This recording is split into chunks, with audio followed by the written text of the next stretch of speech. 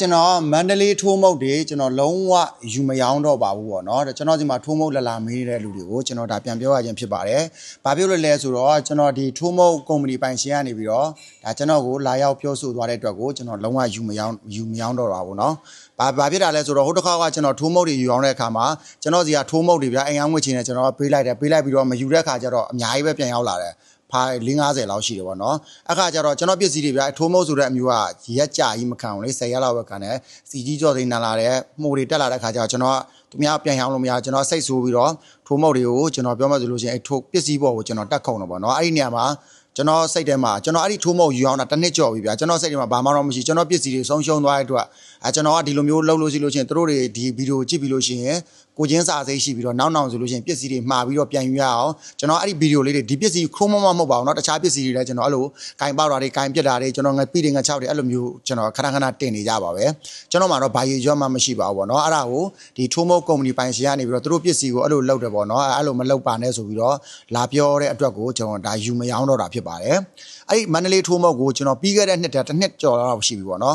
ဒါကျွန်တော်ယူရောင်းတာအားလုံးသိပါလိမ့်မယ်ဒါတီယိုဒီထိုးမုတ်ကုမ္ပဏီပိုင်ရှင်ကဆိုလို့ရှိရင်သူငွေကုန်ကြေးချခံပြီးတော့သူရိုက်ထားတဲ့ဗီဒီယိုရှိတယ်ကြော်ညာဗီဒီယိုတွေအဲ့ဒါကိုကြည့်တဲ့လူ5000လောက်ပဲရှိတယ်ဒါကျွန်တော်ဆိုဒီထိုးမုတ်ကိုကျွန်တော်ပုံစံအမျိုးမျိုးနဲ့ကျွန်တော်ကြော်ညာတာဗီဒီယိုအပုတ်ပေါင်းအများကြီးရှိပါတယ်နော်မီလီယံနဲ့ကြည့်တဲ့လူတန်းကြော်တဲ့ဗီဒီယိုပုတ်ပေါင်းအများကြီးရှိတယ်ကျွန်တော်ကြော်ညာပေးတယ်ကိုလည်းရောင်းရတဲ့အတွက်ကိုလည်းအမျက်ငွေရတယ်သူတို့လည်းအဆင်ပြေတာပေါ့နော်ကျွန်တော်အကြော်ညာကလည်းတပြားမှလည်းမရပါဘူးကျွန်တော်ကိုသူတို့စီကယူအောင်တဲ့ကုန်ပစ္စည်းကွက်ကိုကြော်ညာပြီးကွက်ကိုလှုပ်တယ်လှုပ်ပြီးတဲ့အခါမှာကျွန်တော်တချို့တစ်ခါကြလို့ရှိရင်သူတို့ဘက်ကနေပြီးတော့ဟိုထည့်ပေးလိုက်တာမသေးတတ်တဲ့အတွက်ဖားခွန်တွေပါပြက်စီးလာတာရှိတယ်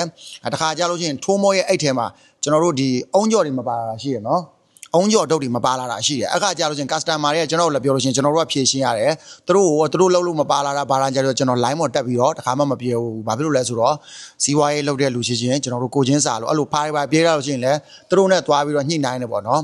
ကျွန်တော်ကအဲ့လိုမျိုးနဲ့သူတို့နဲ့ဟိုလက်တွဲခဲ့တာတော့တော်တော်လေးကြာခဲ့ပါပြီပေါ့ကြာခဲ့တဲ့အချိန်မှာအဲ့ဒီမှာကျွန်တော်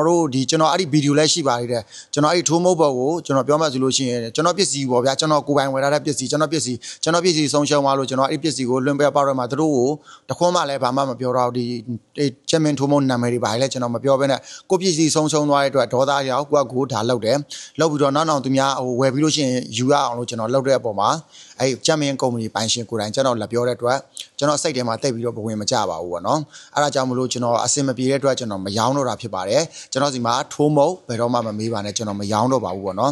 တပြင်းရောင်းတဲ့လူတွေရှိပါလိမ့်မယ်တွားရောက်ပြီးတော့ဝယ်စားကြပါကျွန်တော်အဲ့လိုမျိုးပေါ့အတက်နိုင်ဆုံးကိုရင်းစားတဲ့စိတ်နဲ့ကျွန်တော်ဟိုအများကြီးပေါ့နော်ကျွန်တော်ဘက်ကနေပြီးတော့အကောင်းဆုံးလုပ်ပေးခဲ့တယ်ဒါပေမဲ့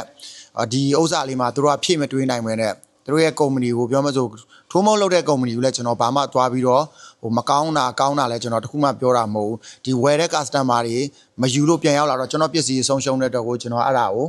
ပြောမစို့စိတ်ဆိုတော့ဥစ္စာကုကုံပစ္စည်းဗျာကုကုံပစ္စည်းဆုံးရှုံးသွားတယ်ဒီလိုဖြစ်သွားတဲ့ဥစ္စာကျွန်တော်ချပြတာအဲ့ဒါကိုသူတို့ရဲ့ကုမ္ပဏီတစ်စိတ်ကိုတက်နေပါတယ်ဆိုပြီးတော့ကျွန်တော်လာပြောတာပေါ့နော်အဲ့ဒီတော့ကျွန်တော်လည်းစိတ်မကောင်းပါဘူးဒါနောက်ဒီလိုကိစ္စမဖြစ်အောင်မယူအောင်တာတော့အကောင်းဆုံးပါပဲဒါကြောင့်မလို့ကျွန်တော်ဒီဗီဒီယိုလေးနဲ့တင်ပေးလိုက်ရခြင်းဖြစ်ပါတယ်ကျွန်တော်ထိုးမုတ်ဘယ်တော့မှမယူအောင်တော့ပါဘူးကျွန်တော်လည်းလာမေးတယ်ပေါ့နော်ထိုးမုတ်ယူအောင်မလားမယူအောင်တော့ပါဘူးဗျအားလုံးကျေးဇူးပါ